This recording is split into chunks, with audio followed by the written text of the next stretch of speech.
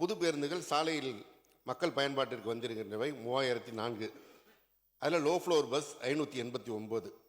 வருகின்ற ஏப்ரல் மாதத்திற்குள் டெண்டர் முடியப்பட்டு குண்டு கட்டுப்பட்டு பயன்பாட்டிற்கு வர இருப்பது 2232.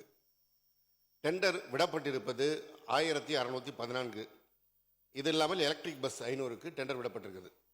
இதல்லாமல் மாநகர போக்குவரத்து கழகத்தின் சார்பாக ஜிசிசி மெத்தடில் 500 பேருந்துகளுக்கு டெண்டர் விடப்பட்டிருக்குது. அது எலக்ட்ரிக் பஸ். அது மார்ச் மாதத்திற்கு பயன்பாட்டிற்கு வரும். அடுத்த 500 பேருந்துக்கு இப்பொழுது டெண்டர் நடைமுறையில் இருக்கிறது.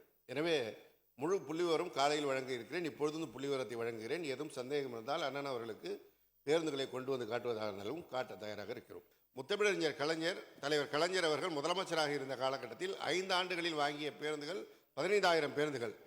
அதிமுக ஆட்சி 10 ஆண்டு காலத்தில் வாங்கிய பேருந்துகள் 14000. அதுவே 10 ஆண்டு இருந்தது 1000 குறைச்சி தான் வாங்கியிருக்காங்க.